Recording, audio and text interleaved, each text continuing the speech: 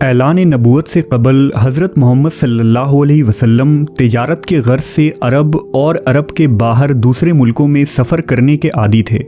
آپ صلی اللہ علیہ وسلم نے شام، بصرہ، یمن اور بحرین کا کئی مرتبہ سفر کیا تھا، جہاں مختلف بازاریں قائم تھیں۔ نبوت کے بعد جب ایک دفعہ بحرین سے عبد القیس کا وفد حضور کے پاس آیا تھا تو آپ نے بحرین کے ایک ایک مقام کا نام لے کر وہاں کا حال پوچھا تھا۔ لوگوں نے تعجب سے پوچھا کہ آپ تو ہمارے ملک کا حال ہم سے بھی بہتر جانتے ہیں۔ اس پر نبی نے فرمایا کہ میں نے تمہارے ملک کی خوب سیر کی ہے۔ روایتوں میں آتا ہے کہ حضور نے اپنے چچا زبیر اور عباس کے ساتھ بھی یمن کا سفر کیا تھا، اور یہ ایک کاروباری سفر تھا۔ سفر سے واپسی کے بعد جناب عباس کہا کرتے تھے کہ محمد کی ذات کی برکت کی وجہ سے اللہ ہمیں تجارت میں زیادہ فائدہ پہنچاتا ہے۔ حضور ایران کے سرحدی علاقوں میں بھی گئے تھے۔ ان دنوں ایران میں منذر بن ساوا کی حکومت تھی۔ ان تمام سفر سے حضور کو خاصا تجربہ ہوا اور لین دین کے غرض سے مختلف علاقوں اور تہذیبوں کے لوگوں سے میل جول بڑھا۔ آپ صلی اللہ علیہ وسلم کو ان کی معاشرتی اور مذہبی زندگی کے متعلق کافی جانکاری موصول ہوئی۔ نبوی زندگی میں جب کبھی حضور اپنے کسی پرانے تاجر ساتھی سے ملتے تو انتہائی گرم جوشی سے ملاقات کرتے اور ان سے تجارت کے گزرے دنوں کی یادوں کو تازہ کیا کرتے تھے۔ ان دنوں عرب میں افسانہ گوئی کا رواج تھا۔ رات کو لوگ تمام کاموں سے فارغ ہو کر کسی خاص مقام پہ جمع ہوتے تھے اور ایک شخص جو داستان گوئی میں مہارت رکھتا تھا وہ داستان شروع کرتا تھا، جسے لوگ بڑے ذوق و شوق سے رات بھر سنتے۔ ایک دفعہ حضور نے بھی اس محفل میں شریک ہونا چاہا، لیکن اتفاق سے راستے میں شادی کی ایک محفل لگی تھی جسے دیکھنے کے لیے آپ وہاں کھڑے ہو گئے، اور آپ صلی اللہ علیہ وسلم کو وہیں نیند آ گئی۔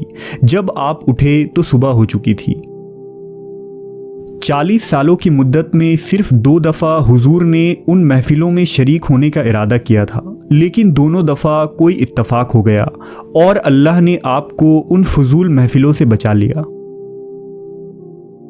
ان دنوں مکہ تمام تر بدعمالیوں اور برائیوں کا مرکز تھا۔ قریش مکہ نے حج میں طرح طرح کی بدعتوں کو ایجاد کر لیا تھا۔ مرد ننگے ہو کر کعبہ شریف کا طواف کیا کرتے تھے، جبکہ عورتیں بھی نیم برہنہ حالت میں کعبہ کے گرد چکر لگایا کرتی تھیں۔ لوگوں نے کعبہ کے گرد 360 بت رکھ دیے تھے۔ کہیں لات کی پوجا ہوتی، کہیں عزا کی تو کہیں اساف و نائلہ کی۔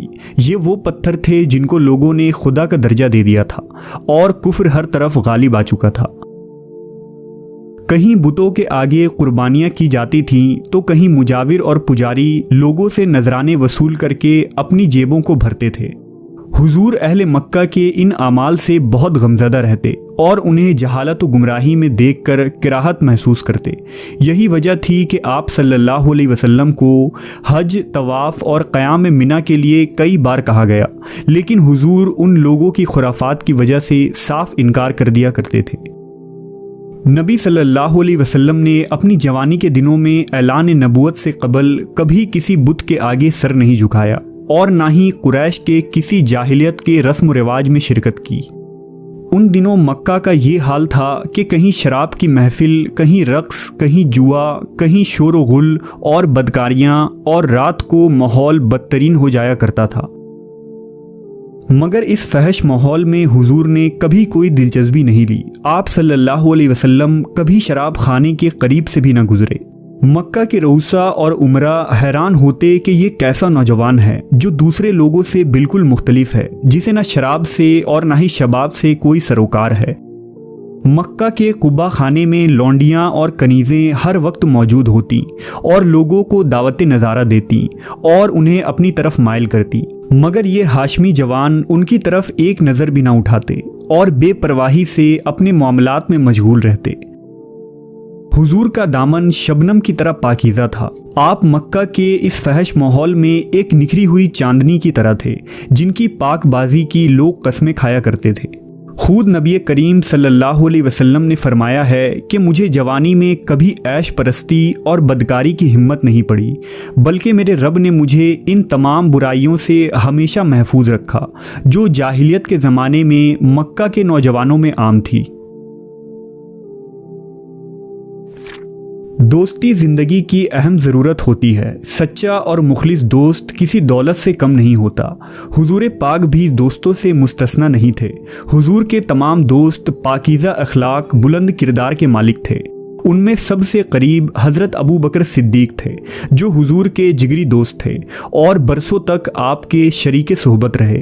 حضرت خدیجہ کے چچیرے بھائی حکیم بن حزام جو قریش کے نہایت ہی معزز رئیس تھے، وہ بھی آپ صلی اللہ علیہ وسلم کے خاص احباب میں شامل تھے۔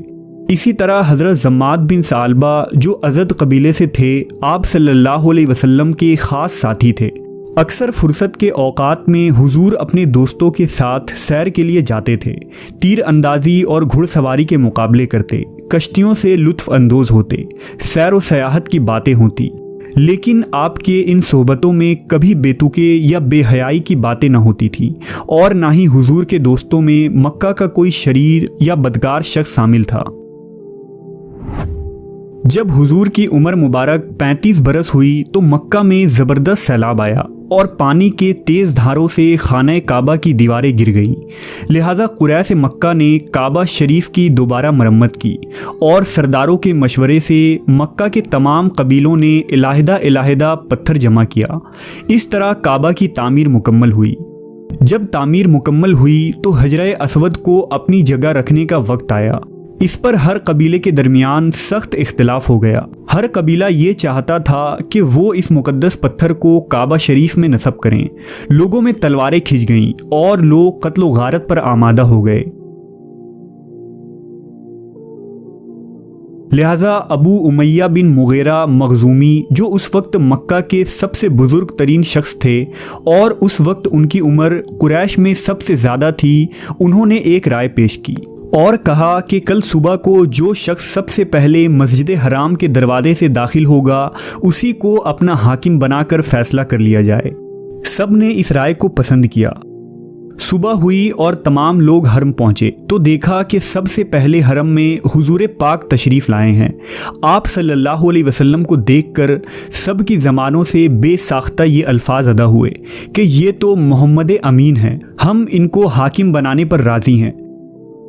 حضور نے نہایت ہی حکمت سے کام لیا اور ایک چادر منگوائی اور حجرہ اسود کو اس میں رکھ کر یہ فرمایا کہ ہر قبیلے کا سردار اس چادر کو تھام لے تاکہ اس شرف سے کوئی قبیلہ بھی محروم نہ رہ سکے۔ سب نے مل کر چادر اٹھائی اور اس چادر کو اٹھاتے ہوئے کعبہ کے قریب گئے اور پھر حضور نے اپنے مبارک ہاتھوں سے حجر اسود کو کعبہ شریف میں نصب کیا۔ اس طرح آپ صلی اللہ علیہ وسلم کی فراست اور حکمت عملی کی وجہ سے اہل مکہ خون خرابے اور قتل و غارت سے محفوظ ہو گئے۔ زندگی اپنی منزلیں طے کرتی ہوئی رواں دواں تھی اور نبی صلی اللہ علیہ وسلم کی عمر مبارک 37 برس ہو گئی۔ ان دنوں مکہ میں ایک شدید قحط پڑا اور خشک سالی سے فصلیں برباد ہو گئیں۔